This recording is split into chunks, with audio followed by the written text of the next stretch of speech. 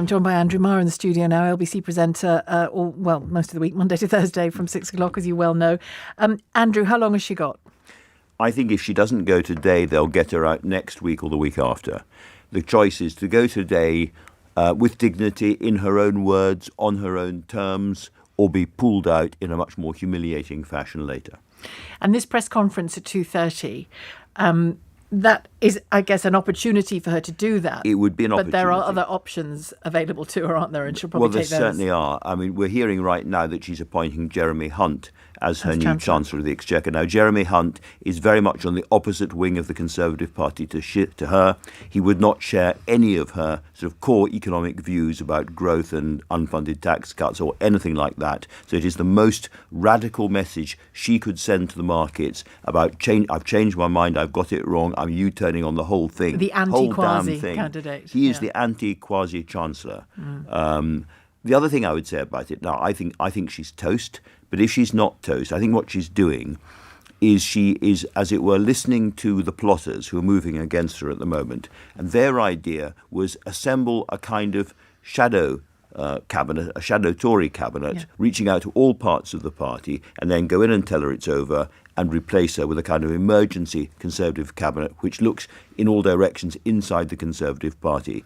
And in that, you would very likely have seen Jeremy Hunt being there. So perhaps she's trying to preempt it by doing it herself, as it were, creating a non-trust or even an anti-trust cabinet under Liz Truss. And the people will say, well, why didn't she have the sense to do that in the first place? And if she didn't have the sense to do that in the first place, why is she there in the first place? She's a rigid thinker. Some people would say that means she's a principled thinker, but she's not somebody who listens to much advice from the outside. She wouldn't be in this position if she was. And I think what's happened is that, over the course of the last few weeks, people have been saying to her again and again and again, this is not going to sustain. You can't fight the markets. You can't fight the markets.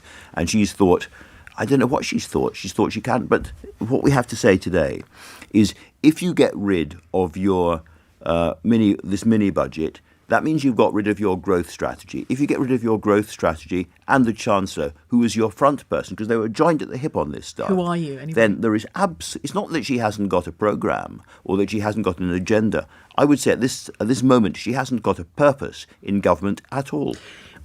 Whatever happens in the days that you've described, the days ahead, either a resignation today or kicked out by the middle of the next week, however it works. What about our politics after that? What about the governance of this country after that? So it seems to me there are, broadly speaking, two possibilities. Well, there are three, but the third one is a general election sooner. I think that is unlikely because the Conservatives would be effectively wiped out at this stage. So I think it's either a sort of completely different kind of what I would call an emergency cabinet or an emergency government of the best people they can assemble from inside the Conservative Party in Parliament to try to get the country through the next couple of years, try to get us through the next phase of the Ukraine war, get us through the turmoil in the markets, inflation, the energy crisis. And if she was really going to do that, and if she had any chance of staying, and I think it's remote, then she would have to bring in not just Jeremy Hunt, she'd have to bring in all the kind of clever people around government who've been left. William Hague could come back, for instance. Why? He's a young man. Maybe bring George Osborne back in put him into Lords, bring him back. She'd have to reach out to all the talent that the Conservative Party has lost from government. She'd bring back Johnsonites, even Johnson. Who knows? That sounds like a lot of effort for an almost inevitable general election defeat in the end. It does. A vast, vast plate of humble pie with grovel sauce to be eaten at speed over the next few days. And it's unlikely for that reason. Yes. And also, a lot of those people think, hold on a second, why would I go into this SHIT storm when I've got a perfectly nice life outside? Why would I put myself through this? And they wouldn't be wrong. So that's one alternative. The other alternative is that she tries to hold together a Liz Truss government with no purpose. It would effectively be a paralysed government because there's not much you can get through the House of Commons at the moment, and we limp ahead for 2 years. I think that is a hideous, ghastly prospect for the country. Something like what we saw with Theresa May in 2019 over Brexit. But for longer, God. Sheila. I mean, it strikes me that we meet across this very fine studio table on rare occasions. We were last talking on the occasion of the death of the Queen. We're now talking on the occasion of the death of a government. Wow. And it was not just this iteration of the Conservative government, but perhaps everyone since 2016. Has it, and has their politics, because of the way the party has changed since then, just been built on sand? Are we seeing that sand just collapse underneath them?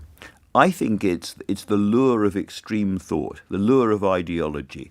And you see it on the left of politics at times as well as the right. People think, well, if only we were purer. Simple answers. If only we were more extreme. If we got away from all these complicated, irritating diplomats and civil servants and experts who keep telling us it's more complicated than we think. And just cut through. Well, life is complicated. The modern economy is very complicated, and you can't just take a machete to it.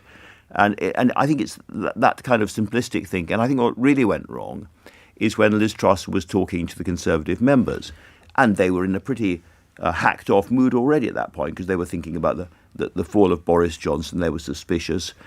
They may not be the most sophisticated electorate in the world. And she gave them a very, very simple gospel. And they heard this incredibly simple political gospel and went for it. But she believed that gospel. And so does Kwasi Kwarteng, yes, judging by that letter. There's a small group of people who really believe it. I'm going to try and fish out from my phone the letter, because there's one line, if I can find it, that really struck me about it. Well, while you do that, Theo has come into the studio for some reason, Theo. I know what, but I can imagine it's with breaking news. You look for the letter. You tell me what you've got there, Theo. Let me just get this microphone to stay in position, because we do have, talking of letters, we've got a letter now from the Prime Minister to Kwasi Kwarteng saying, thanks for your letter. Obviously, that's the resignation letter. As a long-standing friend and colleague, I'm deeply sorry to lose you from the government. We share the same vision for our country and the same firm conviction to go for growth. You've been a Chancellor in extraordinarily challenging times in the face of severe global headwinds. She goes on to talk about the energy price guarantee and the energy bill relief scheme, which made up, as she put it, the Prime Minister puts it in her letter, the largest part of the mini-budget, and will be one of the most significant fiscal interventions in modern times.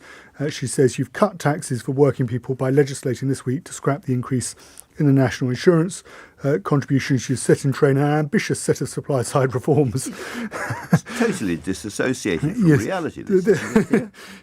They've set it in train, Andrew. So it may not be happening, but it's in train. That this government will proudly take forward. These include new investment zones to unleash the potential parts of our country that have been held back for too long, and the removal of EU regulations to help British businesses succeed in the global economy. I sacked you even though you were right. No, but she doesn't, of course, mention the U-turn that's coming in the next 40 minutes, 50 minutes or so, which is on corporation tax. At any point? Does the word sorry or apologise appear at all, Theo? No. I deeply respect the decision you've taken today. Oh. You put the national interest first? No, she made him do that. So putting the national interest first means leaving office and you turning on the central policy. There's only one sentence that I would take issue with in Kwasi Kwarteng's resignation letter, which is very generous, very nice to her. There's not a shred of bitterness, and tip of the hat to him for that. But he says, the economic environment has changed rapidly since we set out the growth plan on the 23rd of September. No, the economic environment has changed rapidly because we set out the growth plan. Exactly. That's the only thing I would But emphasize. both of them are still denying that in every utterance, aren't they? Yeah, they are. There was also, sorry, Sheila, I was just going to say there was also quite a dig in that letter from Kwasi Kwarteng to the Prime Minister, in which he talked about her ambitions, and referring to Liz Truss as this was what you wanted to happen, rather than the record, of course, which is what the point that Kwasi Kwarteng might feel slightly bitter about is that Liz Truss is trying to make it out that it was all his idea. And can I get your thoughts, Andrew, on, you mentioned there that the third and least likely option of those you were going through is a general election. Yeah. Now, you see, I have a sort of heebie-jeebie about that. I think there might be one, and I wouldn't rule it out. So I don't mean this year necessarily, imminently, but people are exhausted. The people I talk to every day on this programme are exhausted with this. And Theo made the point earlier on, a third leader placed into the role of Prime Minister with, sort of upending failure at all turns. And what manifesto? Yeah. And what mandate? And you wonder whether any subsequent leader, particularly if he or she is just placed there, can actually really properly function and maybe for the good of the country, even though they know they'll lose in all likelihood, that actually is the healthiest thing that we could do, is have a general election. I don't know if it's weird or creepy to say that I share your heebie-jeebies. Oh, do you? I do, but without being able to really rationalise it. Yeah. Because you're quite right, it would be the healthiest thing, a cleansing general election and a new government with a new agenda which had actually been voted for by the British people. And then, by the way, the international markets who have driven this whole thing, and we're going to be watching them like hawks in the later part of this afternoon again. The international markets would understand the one thing they really want to know: is there a government properly in control with a kind of medium to long-term agenda that can do sums? But we want to know that as well. We want to know we? that, but the markets would know that. Yeah. The question is, do Conservative MPs, who still have all the status and to a certain extent the monetary reward of being an MP and are still taken seriously and are interviewed, do they want to give all that up very, very quickly, knowing that as the polls stand right now, they would be slaughtered in an election? Or do they think, hold on a second, we've got Jeremy Hunt coming in, who knows who's next? Could we see a slightly different government with a different tone? And lose fewer seats. And lose fewer seats in due course. And I think the impulse for that will be very, very strong indeed, which is why I think in the end it's unlikely to happen, unless there is some kind of unpredicted parliamentary collapse or meltdown, possibly on a subject we're not even thinking about at the moment. But she might, in effect, and I agree with Andrew, she in effect becomes a lamed up Prime Minister. Things are controlled very much within the Treasury and on the Conservative backbenches about what policies are acceptable and not acceptable. Liz Truss Last then, among equals. Liz Truss then continues in post, but not really in power. A consensus for any changes needs to be found.